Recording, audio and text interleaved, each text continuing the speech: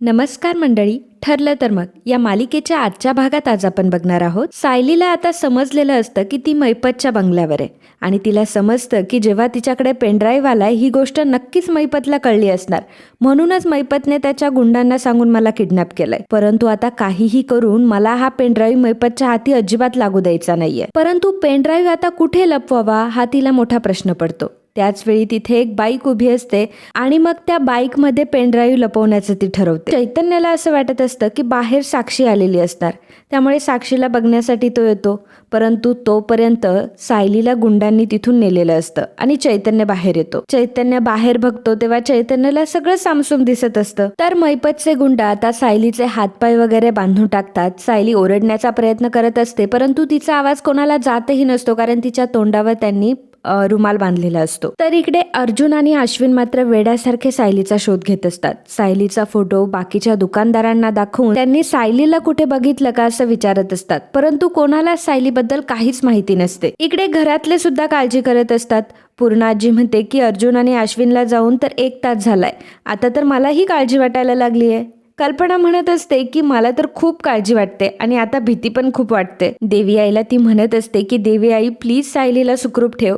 तर अस्मिता म्हणत असते की मम्मा तू उगाच कशाला रडतीये आणि कशाला एवढं टेन्शन घेतीये. तर प्रिया म्हणते की मला काय वाटतं माहितीये का, मला असं वाटतंय की सायली नक्कीच घरातून पळून गेलेली असणार. कल्पना चिडते आणि प्रियाला म्हणते की तन्वी जरा तोंड सांभाळून बोल, तू माझ्या सुनेबद्दल बोलतीयस. प्रिया म्हणते की अगं हो मामी, परंतु मी तुझ्या सुनेला तर खूप वर्षांपासून ओळखते ना. अगं पूर्णा आजीला तसंही ती आवडत नाही म्हणून गेली असेल निघून. म्हणजे बघ हा असं मला वाटतंय. तर कल्पना म्हणते की तुला काय वाटतंय ना हे तुझ्याकडेच ठेव. अस्मिता म्हणते की मम्मा अगं तू तन्वीवर कशाला चिडतीयस, आणि मला तिचं म्हणणं खरं वाटतंय.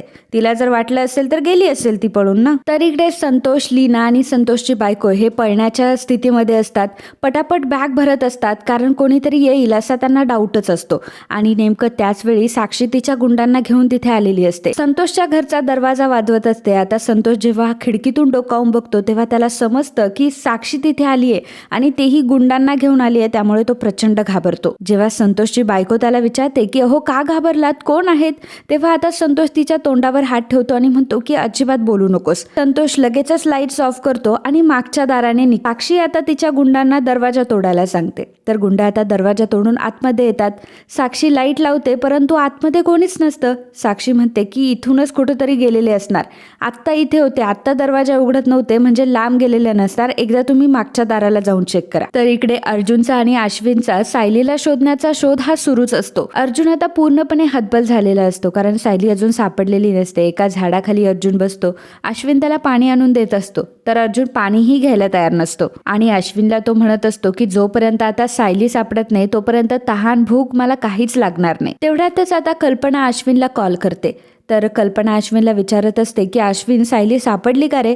तेव्हा अश्विन म्हणतो की नाही मम्मा, अजून सायली वहिनीचा काहीच तपास नाही, आम्ही तर सगळीकडे तिला शोधलंय परंतु तिचा काहीच तपास लागत नाहीये. तर कल्पना म्हणते की तुम्ही तिला कॉल करून बघितला का. तेव्हा अश्विन म्हणतो की मम्मा अगं तिला कॉलही करतोय परंतु तिचा फोन बंद येतोय आणि आता तर दादा सुद्धा अपसेट झालाय, त्यामुळे काय करावं ना तेच कळत नाहीये. तर इकडे सायली स्वतःला सोडवण्याचा पूर्ण प्रयत्न करत असते आणि हतबल झालेली असते. घरी तर सर्वजण माझी वाट बघत असतील आणि अर्जुन सर तर खूप वाट बघत असतील, परंतु मी कुठे आहे हे त्यांना कसं काय कळणार. सायली आता निराश होऊन थांबलेली असते, खाली बघत असते आणि त्याच वेळी तिला भास होतो की अर्जुन तिच्या समोर उभा आहे.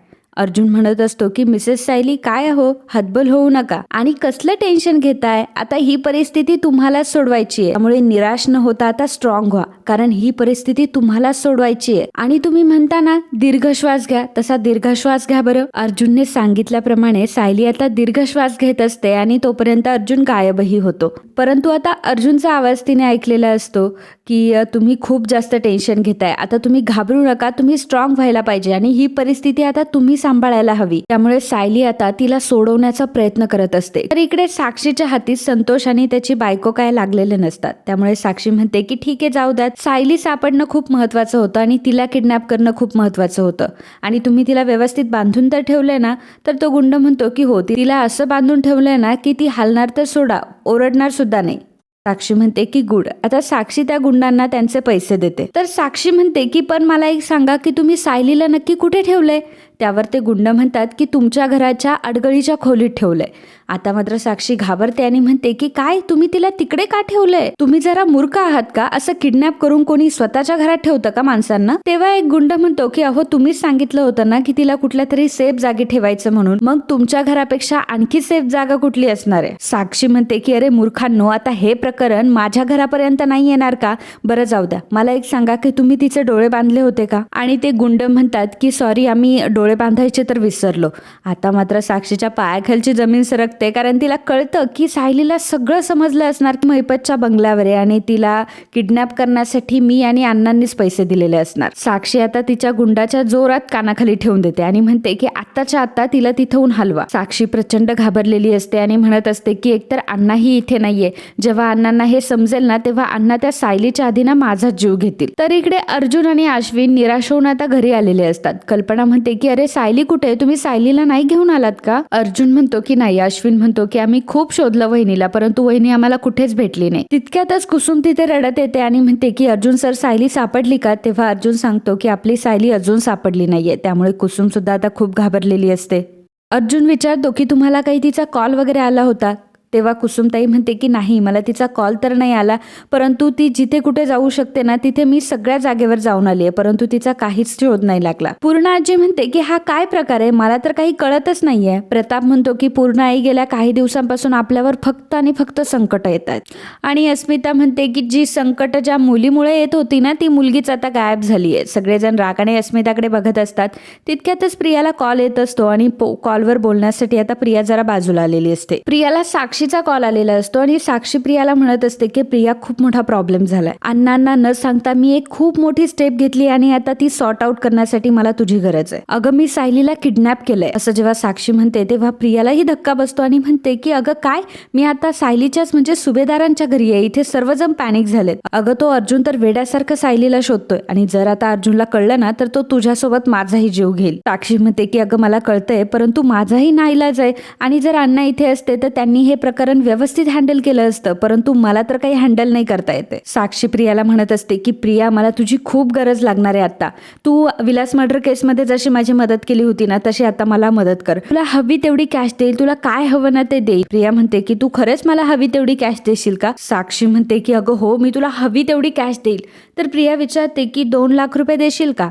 तेव्हा साक्षी म्हणते की अगं तू फक्त माग माझ्याकडे, मी तुला हवी तेवढी कॅश देईल, फक्त मला आता मदत कर. मग प्रिया साक्षीला म्हणते की साक्षी, आता तू अजिबात टेन्शन घेऊ नको, मी आहे ना, मी सगळं काही व्यवस्थित करणार आणि इथल्या परिस्थितीत तू अजिबात टेन्शन घेऊ नको. मी काहीतरी प्लॅन काढते आणि मग त्यानुसार आपण प्लॅनवर वर्क करूया. आता तू अजिबात काळजी करायची नाही, आता तू फोन ठेव.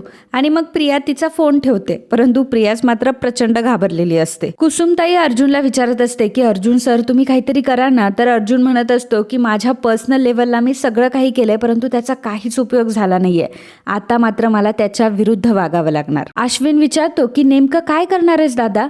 तर आता अर्जुन मात्र त्याच्या डोक्यामध्ये काहीतरी प्लॅन असतो, तो वर्क करायचं त्याच्या डोक्यात असतं.